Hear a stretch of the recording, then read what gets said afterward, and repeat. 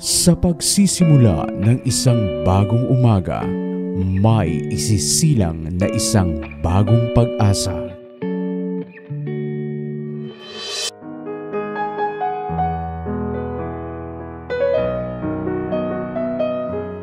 Isang bagong buhay, isang bagong lider sa inaasahang magandang bukas.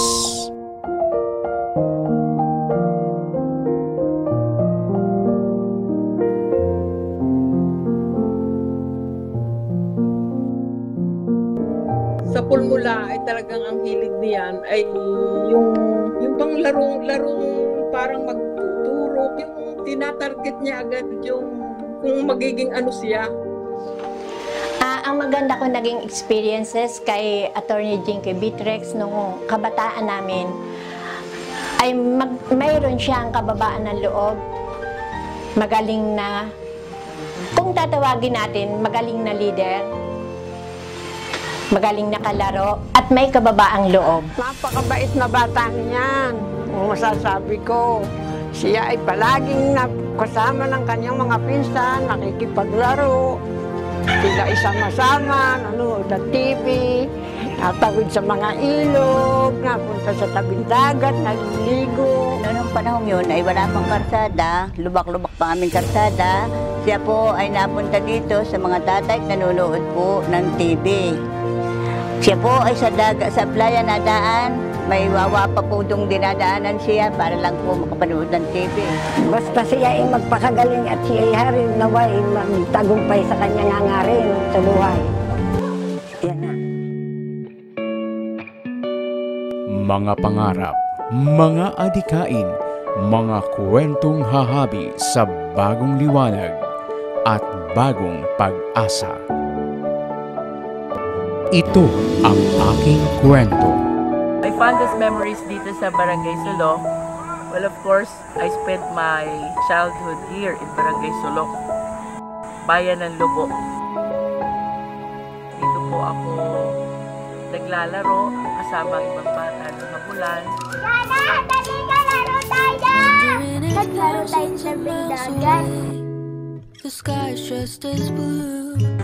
Palagi po kami pumupunta sa Sitio Ibaba, umaakyat sa bintana ng kapitbahay kasama ang maraming bata para makapanood ng paborito ko noon, Yagit.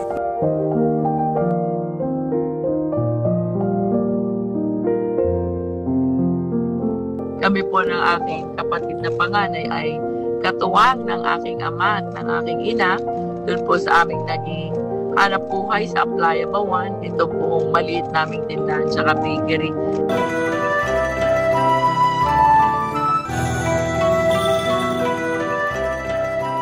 Kagaya po ng parati kong kwento, tayo po ay nagmula sa isang payak na pamilya.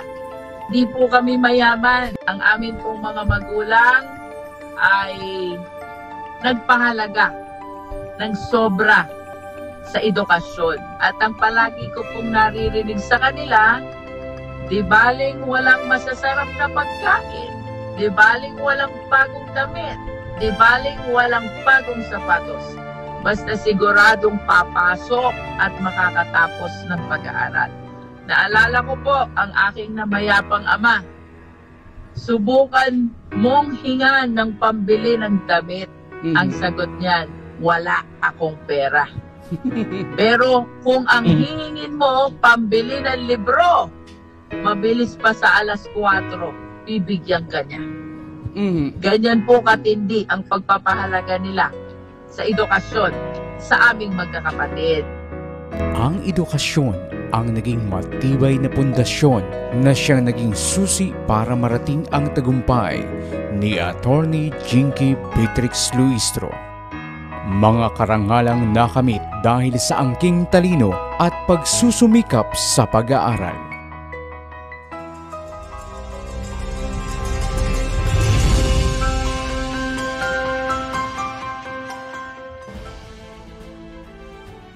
At ang inyo pong lingkod ay naging bahagi din po ng scholarship program ng napakaraming ahensya. Simula pa po nung tayo high school, ng kung ano ako ngayon, kung sino ako ngayon. Yun po ay dahil ako'y pinaaral at tinulungan ni Peter Laurel, may-ari po ng Lyceum of Batangas at ngayon po ay aking ninong sa kasal. Yan ang talagang nagsikap na yung batang yan ay makatapos. Talagang pangarap din ng ama ay mapapagtapos. Ay, nung nalaman po yung pasado, paano po, ano po nangyari?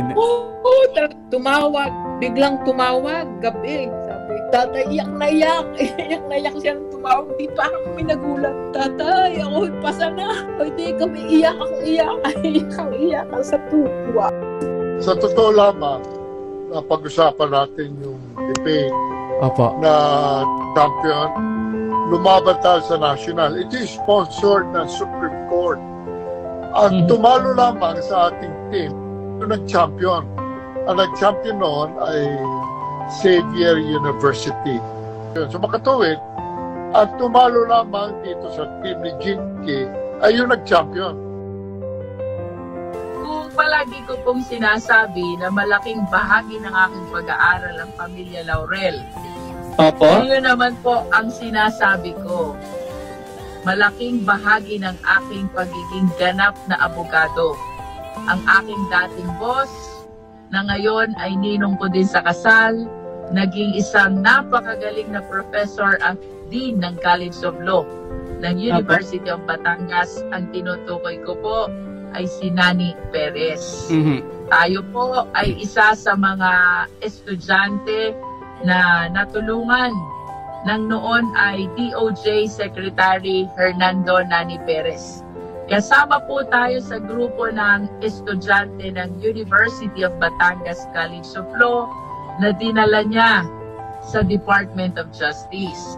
Una po akong nagtrabaho bilang isang confidential agent sa Bureau of Immigration. At hindi po nagtagal, tayo po ay naging consultant ng Witness Protection Program. And then eventually, tayo po ay na-appoint bilang State Counsel ng Department of Justice. At pagkatapos po ng maraming taon, ang inyo pong lingkod ay sumubok naman sa tanggapan ng noon ay Presidente, si Pangulong Gloria Macapagal Arroyo. At tayo po ay pinagtiwalaan na pangunahan ang investigation team ng noon ay kinilalang Special Presidential Task Force 156 under the Office of the President na humawak po ng lahat ng kaso kaugnay ng talamak na tax credit scam during the time dito po sa ating bansa. So, na-realize po natin na sobrang dangerous ng aking nagiging papel under the Office of the President. Kaya ang inyo pong lingkod ay nag-isip na rin na bumalik muna sa bayan ng Mabini. After all, ang kasabihan po, there is no place like home.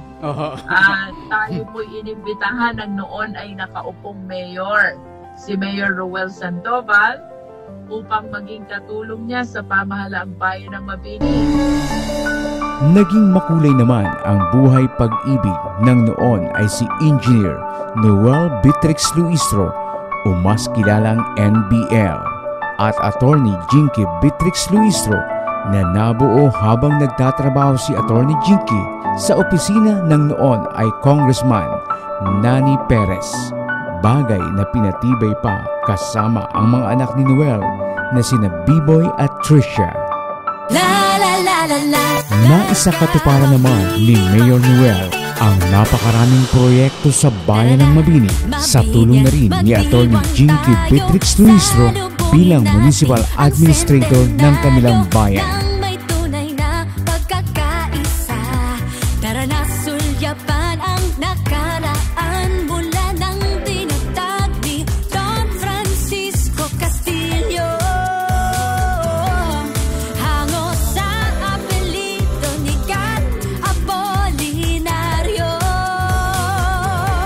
Simple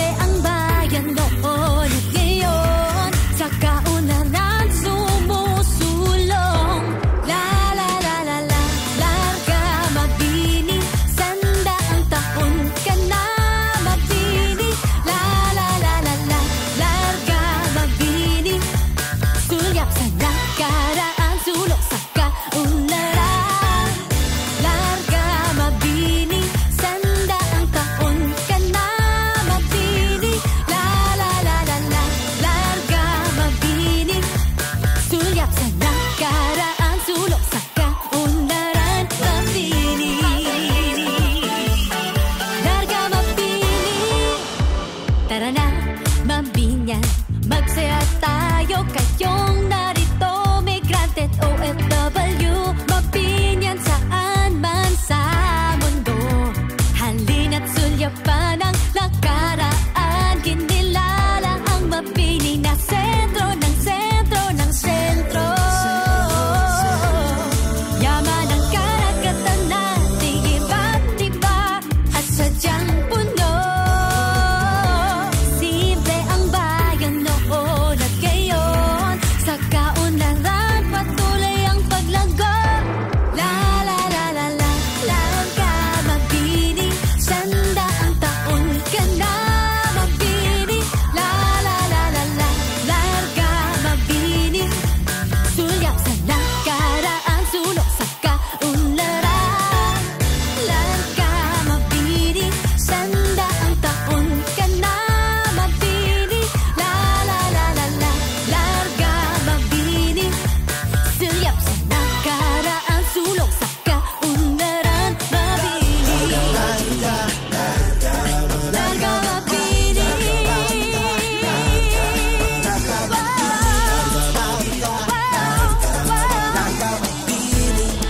Larga mabini. Sandaang taon ka na mabini.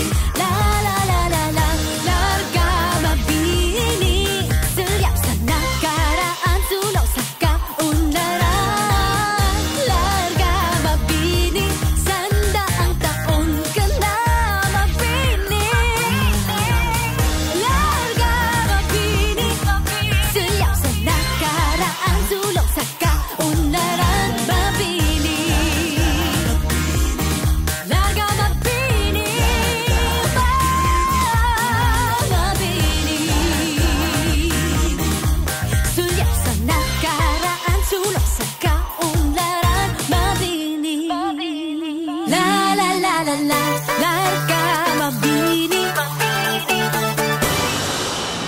Tara na, mabinyan, magdiwang tayo. Salubungin natin ang sentenaryo ng may tunay na pagkakaisa. Tara na, sulyapan ang nakaraan mula ng tinatag ni Don Francisco Castillo. Hango sa apelyido ni Gat Apolinario. Simple ang bayan noon at ngayon. Sa kaunaran sumusulong. La la la la la, larga mabini. Sandaang taon ka na mabini. La la la la la, larga mabini. Sulyap sa nakaraan, sulok sa kaunlaran. Larga mabini. Sandaang taon ka na mabini. La la la la la, larga mabini. Sulyap sa nakaraan, sulok sa kaunlaran. Mabini. Larga mabini. Tara na, mabinyan, magsaya tayo. Kayong narito, migrante't OFW. Mabinyan saan man sa mundo. Halina't sulyapan ang nakaraan. Kinilala ang mabini na sentro ng sentro ng sentro. Yaman ang karagatan nating iba't iba at sadyang puno. Simple ang bayan noon at ngayon. Sa kaunlaran patuloy ang paglago. La la la la la, larga mabini. Sandaang taon ka na mabini. La la la la la, larga mabini. Sulyap sa nakaraan, sulok sa kaunlaran. Larga mabini. Sandaang taon ka na mabini. Dahilan para maging tanyag ang pangalang Noel Beatrix Luistro at pagkaisahang pangunahan ang 2nd District ng Batangas sa Kongreso. Subalit isang malaking hamon sa buhay ang kinaharap ng pamilya Luistro. Nang sampahan si Mayor Noel ng dalawang peking kaso ng panggagahasa.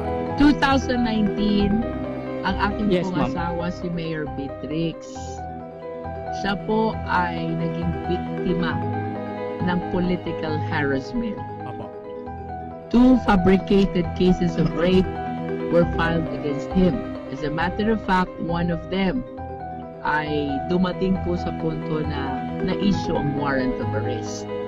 And para po ma-share ko lang sa ating mga kalarga, dito po sa aming pag-aaral ng naging kaso laban sa aking asawa, wala po kaming natanggap na subpoena. Wala po kaming natanggap na notice. And yet, a warrant of arrest was issued against him. Considering the gravity of the charge, which is rape, this is a capital offense. As a matter of fact, bail is not allowed.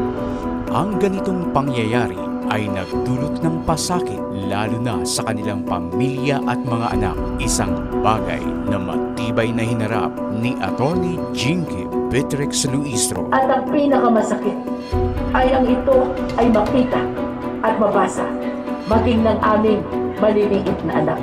Inyo pong tamahin, ako po ay may anak na babae, 14 anyos. Pero nang dahil sa mga kaso ng aking asawa, ayaw lumabas, ayaw pumasok sa school. At ang tanong po sa inyong lingkod, Mama, ano po ang sasabihin ko sa aking teacher? Mama, ano po ang sasabihin ko sa aking kaklase? Habang ang inyong lingkod po ay dumadalaw kay Mayor Beatrix sa napakalayong lugar kung saan siya ay nagtago. Nakatanggap po ako ng video call galing sa aking anak.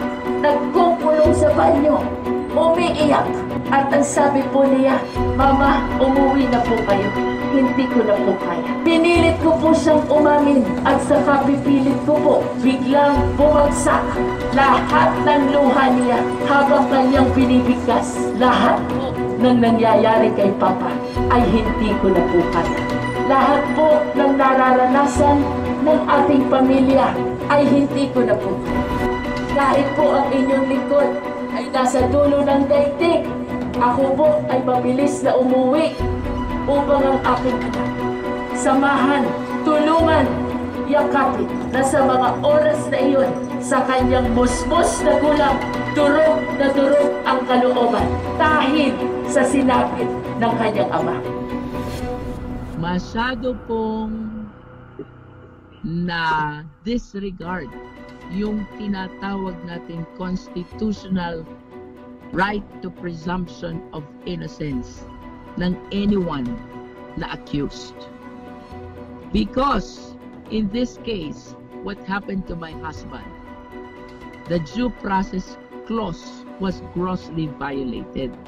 Pag sinabi po nating due process, it means the right of the accused to notice and hearing.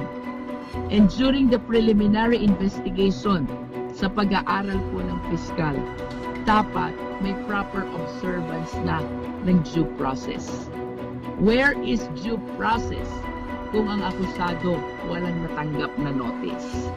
Where is due process kung ang kinamit palang address ng akusado ng aking asawa is not his correct address or place of residence? Where is due process kung ang complainant pala ay hindi totoong tao? In spite of all this, napakasakit pong isipin. Dumating po ito sa punto na umakyat ang kaso sa husgado at ang husgado nag-issue ng warrant of arrest. Ngunit dahil sa malakas na pananalig sa batas at sa katarungan ni Atty. Jinky Beatrix Luistro, lumabas ang katotohanan at napawalang sala si Mayor Noel Beatrix Luistro. May kasabihan, you can never put a good man down. Masaya ko pong ibinabalita sa inyo ang peking kaso ng panggagahasa. Inyong pakinggan na ibasura na, dismiss. Panalo po si Mayor Beatrix. At dahil na rin sa malakas na panawagan ng mga namumuno sa ikalawang distrito, napagkaisahan na ipagpatuloy ang laban ni Mayor Noel Beatrix Luistro. Ngayon buong tapang at may malasakit na dadalhin ng mga programa sa ikalawang distrito ng Batangas sa ating kalarga na si Attorney Jinky Beatrix Luistro. Beatrix! Beatrix! Beatrix! Beatrix! Beatrix! Beatrix!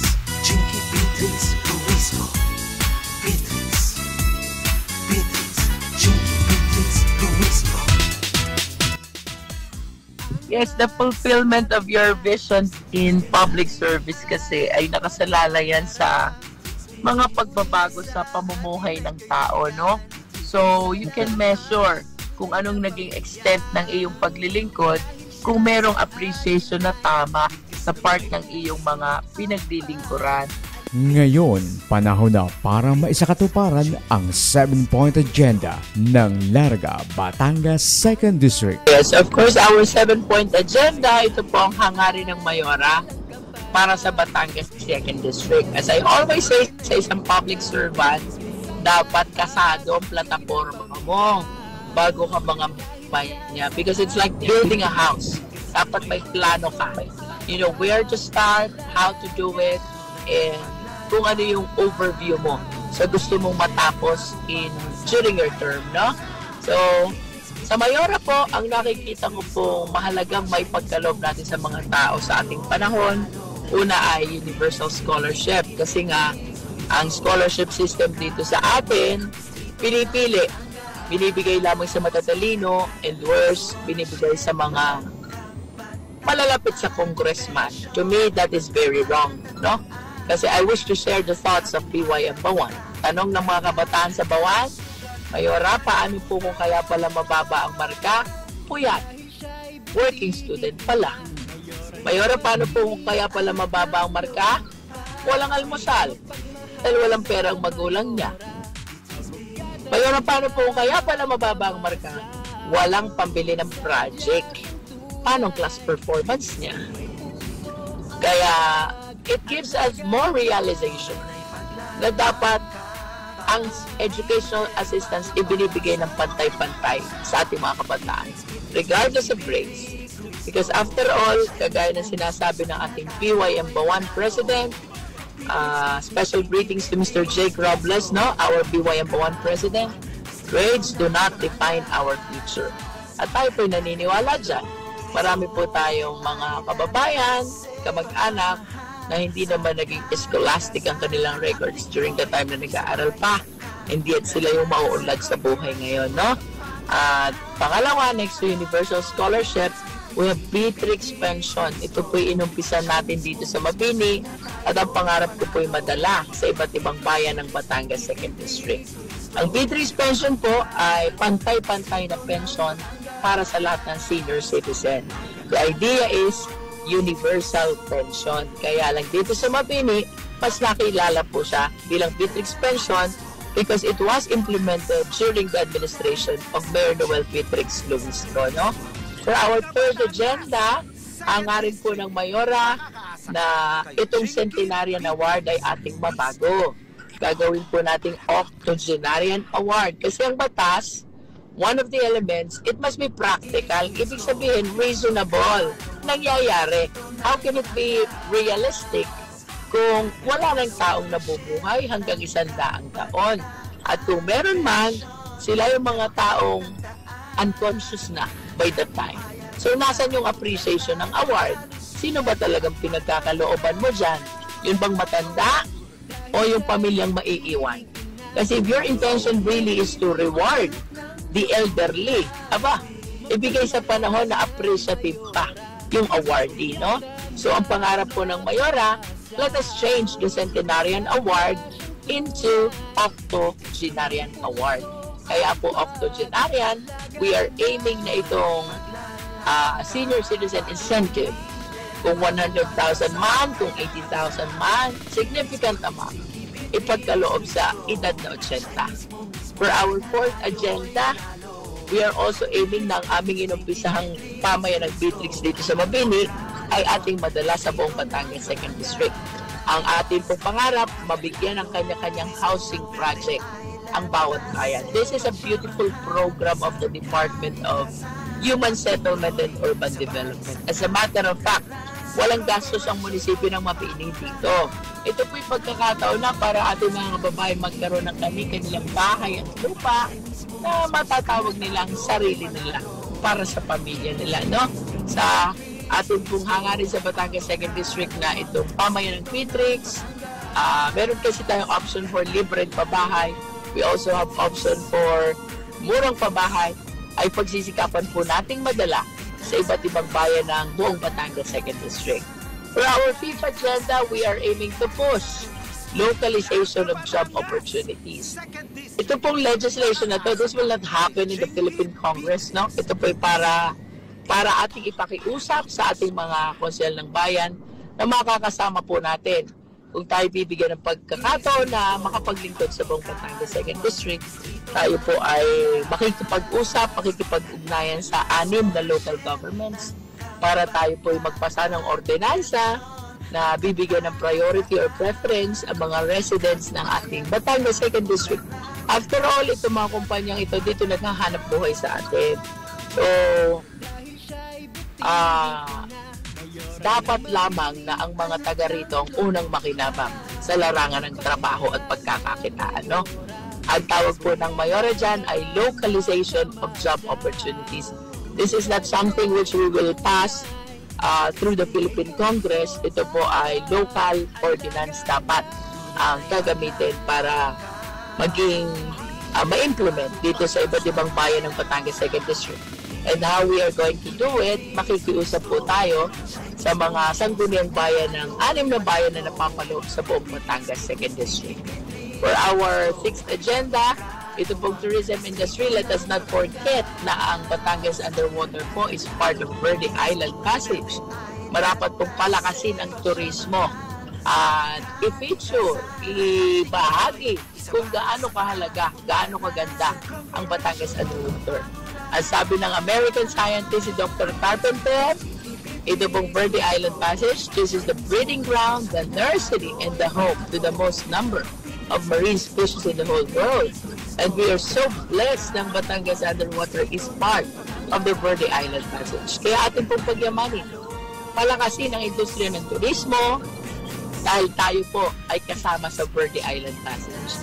And ultimately, to support our agriculture industry, we are inclined to put up Batangas 2nd District Agricultural Center, which will aim to provide sapat na puhunan, sapat na ayuda, bagong kaalaman at modernong teknolohiya para sa lahat ng ating kababayan na yumayakap sa pagtatanim, paghahayupan, pangingisda, no?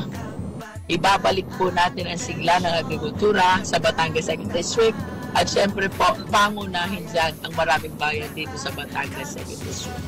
I was saying earlier, let us not undermine agricultural industry.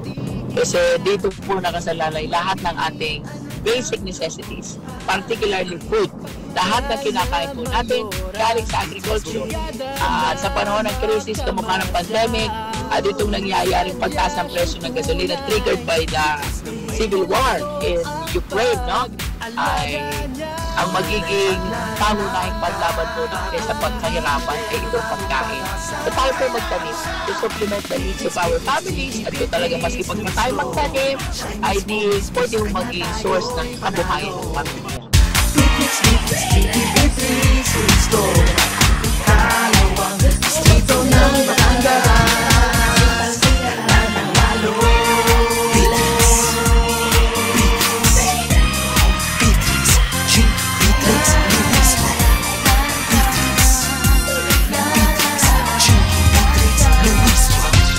Batangas 2nd District.